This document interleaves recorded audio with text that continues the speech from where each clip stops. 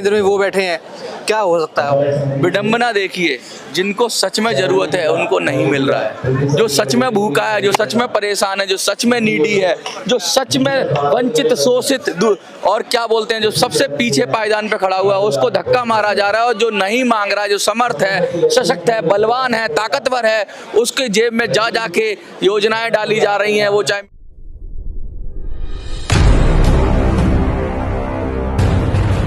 लगातार जिस तरीके से अब पेंशन का मुद्दा जो है अहम बनता हुआ नजर आ रहा है और पूरी राजनीति को घेरता हुआ ये मुद्दा अब दिख रहा है।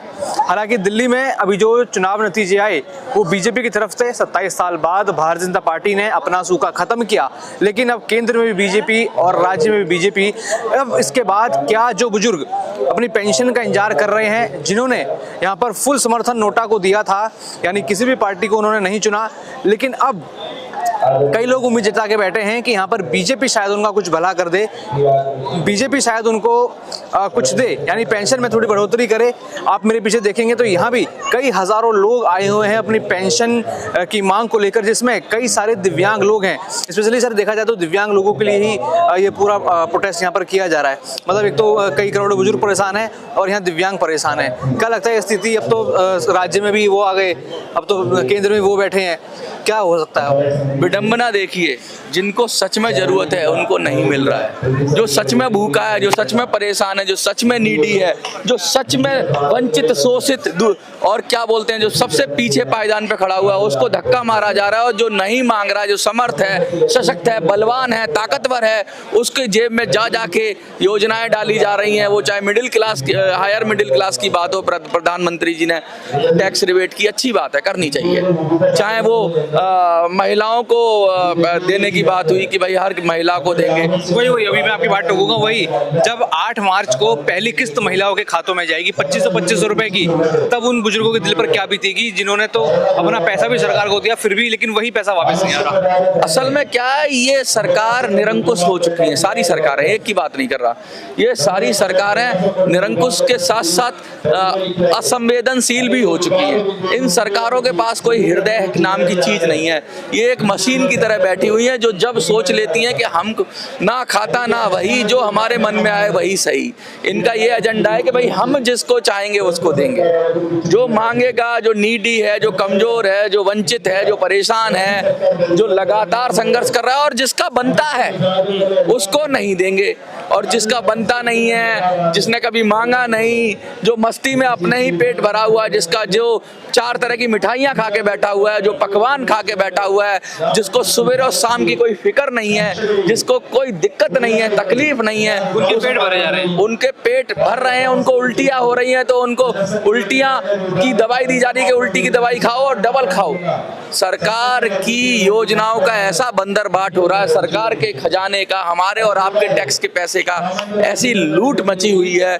और लूट भी नहीं कहूँगा, मितव्ययिता कहूँगा मैं इसे, जहाँ चाहे वहाँ खर्च कर रहे हैं। और जिन लोगों ने पैसा दिया सरकारी खजाने को सशक्त करने के लिए, वो चाहे ईपीएफओ को दिया, ईपीएफओ को आपको पता है ईपीएफओ में लाखों करोड़ रुपया कंट्रीब्यूशन के जरिए आता है, 7 करोड़ से भी ज्यादा कंट्रीब्यूटर हैं, उनका पैसा हर महीने कट रहा है। तो पेंशन देना चाहे तो कोई बड़ी बात नहीं है, ब्याज से भी दिया जा सकता है। इतनी ब्याज आती है उस पैसे की, क्योंकि पेंशनर को तो ब्याज मिलेगी नहीं, पेंशनर के साथ तो जो अनुबंध है वो पेंशन मिलेगी उनको ब्याज से कोई लेना देना नहीं है। वो तो अपना कंट्रीब्यूशन उनका जो जा रहा है वो जाएगा। सरकार ने थोड़ा सा एक उनको गोली दे दी कि हम भी तुम्हारे को सहयोग कर रहे हैं, हम भी तुम्हें थोड़ा पैसा दे रहे हैं, 1.16 का शायद है, वो सरकार ने उसमें डाल के, और कहते हैं ना, डेली दे के भेली ले ली, यानी गुड़ का एक टुकड़ा देकर और पूरे गुड़ की भेली यानी गुड़ का पूरा वो ले लिया। तो सरकार ने थोड़ा सा पैसा पेंशन फंड में कंट्रीब्यूट किया और सारा हजम करके बैठ गई। ब्याज उन्हें देना नहीं है। पेंशन का फॉर्मूला ऐसा बना हुआ है कि जिसमें से पेंशन निकलेगी नहीं,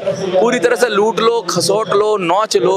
और वो बेचारा पूरी जिंदगी जिसका पैसा कटा, जिसका पीएफ में पैसा गया या जिसका ईपीएस 95 योजना में पैसा गया, उसको उसके साथ ये कर रहे हैं। बताइए क्या कहेंगे? मतलब ऐसा खाना निकला वो कभी उगला नहीं जाएगा।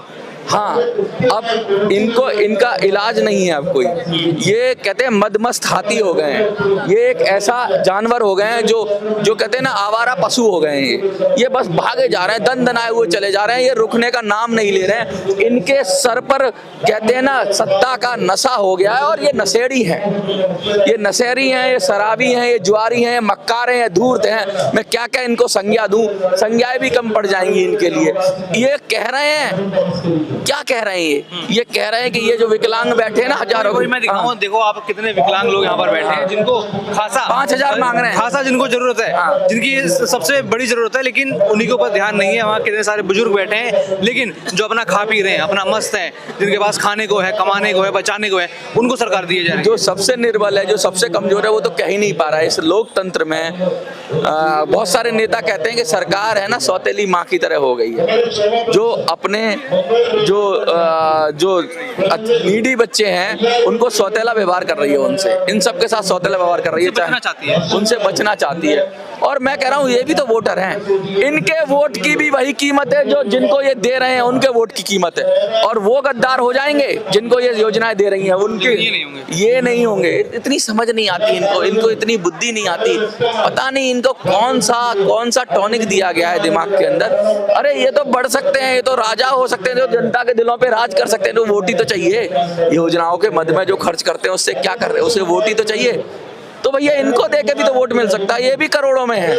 चाहे तुम विकलांग की बात करो, लगभग कहते हैं कि 2% के करीब जो हमारे देश के अंदर है वो विकलांग हैं, 2% में। किसी भी अल्पसंख्यक कहते हैं ना, जैन समाज और सिख समाज से भी शायद ज्यादा, अभी अनुमानित कितना होगा नहीं, लेकिन मुझे ऐसा लगता है कि ये एक बहुत बड़ा वर्ग है जो सच में नीड करता है। उसमें भी बहुत सारी तरह तरह की विकलांगताएं होती हैं, असमर्थ होता है, वो कर नहीं सकता।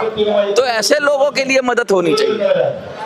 EPS 95 का बुजुर्ग है, 72 साल का है, खाट पे पड़ा हुआ है, पूरी जिंदगी कमा के दिया उसने, उसको मदद करनी चाहिए।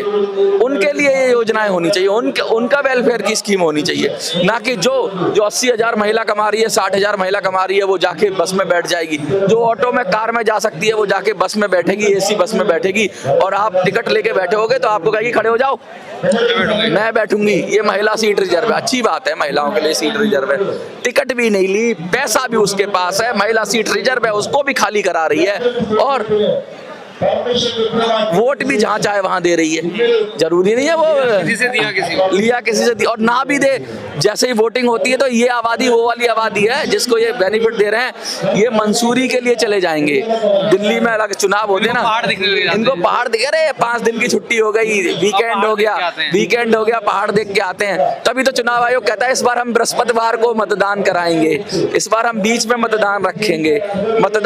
अगर शनिवार के पास रखेंगे तो 1 दिन की छुट्टी लेके 3 दिन का एक ट्रिप मार लेते हैं। इनको तो मतदान से कोई मतलब है, ना इनको लोकतंत्र से कोई मतलब है, ऐसी ये आबादी है, ना इसको वोटिंग से कोई मतलब है। ये एंजॉय करते हैं, इनको छुट्टी मिले तो ये एंजॉय करते हैं, कौन आ रहा है कौन जा रहा है कोई नहीं, और इनके काम सारे सेटिंग से हो जाते हैं। इनको कुछ करना है तो मुंह पे पैसे का चांदी का जूता मारते हैं और अपना काम करा लेते हैं। ऐसे लोगों को सरकारें क्यों देना चाहती हैं? ऐसे लोगों की जरूरत ही क्या है सरकार को देने की? ठीक है, कमा रहे हैं, खा रहे हैं, सशक्त हो रहे हैं, मजबूत हो रहे हैं। और जो ये आबादी यहाँ बैठी है, हाँ। और जो आबादी हम लोगों को देख रहे होंगे, जो बुजुर्ग हमको देख रहे होंगे, उनका क्या होगा? वो बस ऐसे ही रह जाएंगे? नहीं, राजनीतिक विकल्प देंगे वो। उन लोगों ने कहा है राजनीतिक विकल्प देंगे। हम तो कह रहे हैं कि हम बापू बनाएंगे, बाप, इन सब का बाप होगा। आप, कांग्रेस, बीजेपी, आप, अनाप शनाप, सबका बनेगा बाप, और बापू आएगी। अब राजनीतिक विकल्प आना बहुत जरूरी है, क्योंकि ये सब जब तक राजनीतिक रूप से ये मांगते रहेंगे वो देंगे नहीं। करते रहो धरना प्रदर्शन, 1,000 कर रहे हो, 2,000 कर रहे हो, 10,000 कर रहे हो, 20,000 कर रहे हो, चले जाओ, हाय हाय करो। ज्यादा करोगे तो पुलिस आएगी, उठा के डिटेन कर लेगी, उठा के आपको बंद कर देगी, 24 घंटे में फिर छोड़ देगी। क्या करोगे? कमजोर हो, मजबूर हो। धरना प्रदर्शन से कुछ नहीं होगा। धरना प्रदर्शन करके किसके सामने रोओगे? अरे धरना प्रदर्शन करोगे किसके सामने? आप उसके सामने रो सकते हो जिसके पास हृदय है। जिसके पास हृदय ही नहीं है, जिसके पास अपना कहते जनता के प्रति सहानुभूति नहीं है, उसके कहते निर्दयी के सामने रोने से क्या मिलेगा आपको? कुछ नहीं मिलेगा। निर्दयी से तो लड़ना ही पड़ेगा, और कोई पार्टी लड़ने को उसकी भाषा में जवाब देना पड़ेगा, और कोई पार्टी लड़ने को तैयार नहीं है।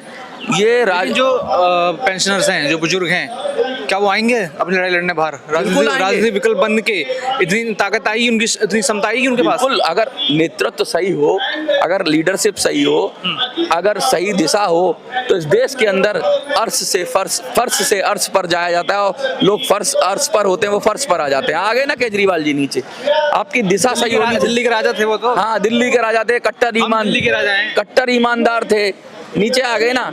आपका जो भाव है वो ठीक होना चाहिए, आपकी विजन ठीक होनी चाहिए। अभी केजरीवाल जी नीचे आए हैं, कहीं बड़ा हाथ जो हमारे बुजुर्ग हैं उनका तो नहीं?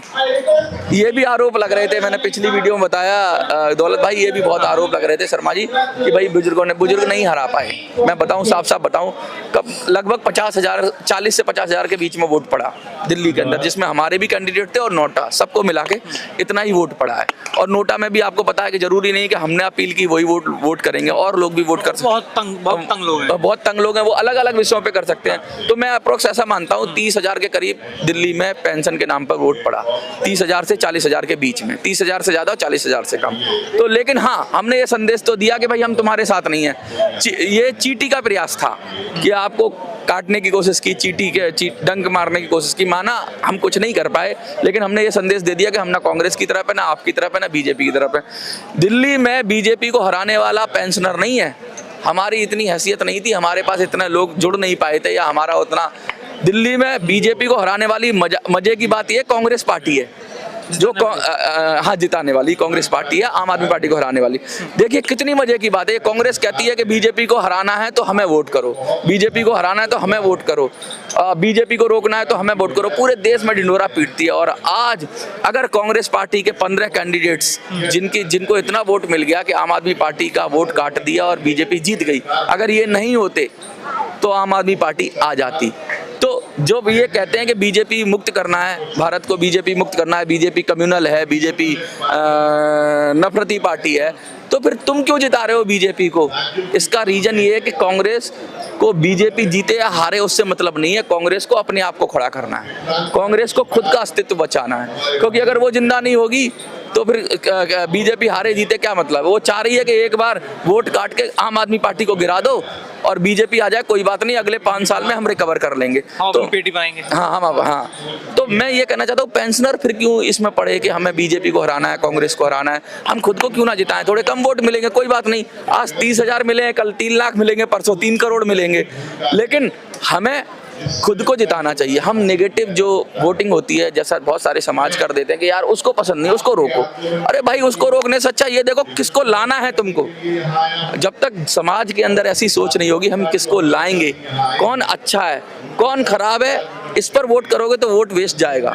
क्योंकि देखिए, जो ढूंढते हो वही मिलता है। बुराई ढूंढने जाओगे बुराई मिलेगी, भलाई ढूंढने जाओगे भलाई मिलेगी। हम तो ये कह रहे हैं कि जो हमारी भलाई करे उसको वोट करो, जो पेंशनर की बात करे वही देश पे राज करे, वही दिल्ली पे राज करे। और कोई नहीं कर रहा तो हम पेंशनर की बात करेंगे और अपना दल बनाएंगे और अपना संगठन बनाएंगे, सब कुछ बनाएंगे, उसी की हम जद्दोजहद में लगे हुए हैं। एक चर्चा मैं करना चाहूँगा आपसे। हमारे कमेंट सेक्शन में हमने देखा कई बुजुर्गों ने तो हमको समर्थन दिया, हमारी हाँ मिलाई, या हम उनकी बात कर रहे हैं, वो अपनी बात आगे बढ़ा रहे हैं। लेकिन कुछ लोग हैं यहाँ पर टॉन्ट मारते हैं, चीज़ें कसते हैं, बुजुर्गों का मनोबल तोड़ते हैं, कहते हैं कि क्या बकवास में पड़े हो, क्या ये सब कर रहे हो।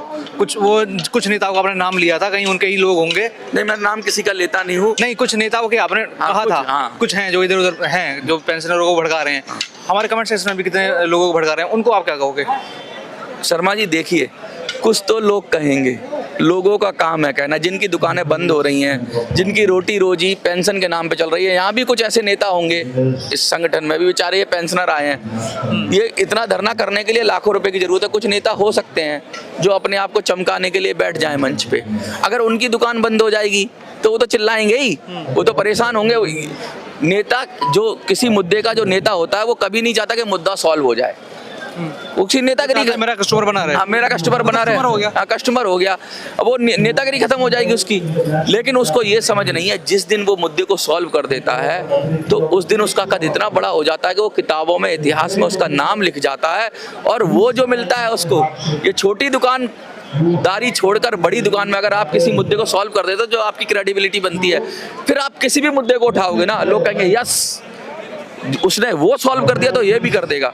इनको इतना नहीं समझ में आता। असल में इनका हृदय छोटा है, इनका मन छोटा है, इनका दिल छोटा है, ये डरे हुए हैं, ये कमजोर लोग हैं। ये लगता है कि एक छोटे से सेट के लीडर बने रहना चाहता है। जैसे मैं विकलांग का हूँ तो विकलांग का ही बना रहना चाहता हूँ, क्योंकि मेरी औकात नहीं है देश को नेतृत्व देने की। मैं बुजुर्गों का हूँ तो बुजुर्गों का बना रहना चाहता हूँ, मेरी दुकान वहीं चलनी चाहिए, क्योंकि मुझ में हिम्मत भी नहीं है आगे जाके दूसरे मुद्दों पर लड़ने की। ये उस तरह के लीडर है। ऐसी लीडरशिप से भगवान बचाए, ऐसी लीडरशिप से खुदा बचाए। ऐसी लीडरशिप की जरूरत नहीं है। लीडर निडर होना चाहिए, शेर होना चाहिए।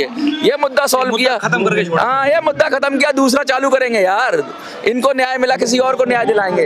अरे इन्हीं को घिसते रहेंगे, बेचारा मर जाएगा वो। शर्म करो, शर्म करनी चाहिए, ये मैं कहना चाहता हूँ आपसे। चलिए, तो बिल्कुल लगातार जैसे कि ईपीएस 95 पेंशन हो, चाहे कोई भी मुद्दा हो, लगातार यहाँ पर हम सभी जो है बुजुर्गों की बात करें, उनके साथ खड़े और कहीं ना कहीं उनको बता रहे हैं कि आप भी एक राजनीतिक विकल्प हो सकते हैं। और यहाँ पर जिन लोगों ने आपको रोका है या जो आपकी पेंशन रोक रहे हैं, बढ़ोतरी नहीं हो रही, उनको बड़ा जवाब जो है राजनीतिक विकल्प बनकर दे सकते हैं। लगातार ये मैसेज जो हम फैला रहे हैं। मैं एक और सूचना देना चाहूंगा, कुछ ही दिनों में हमारी ऐप आ जाएगी, उसमें सदस्य बन सकते हैं लोग, साधारण सदस्य, निःशुल्क होगा वो।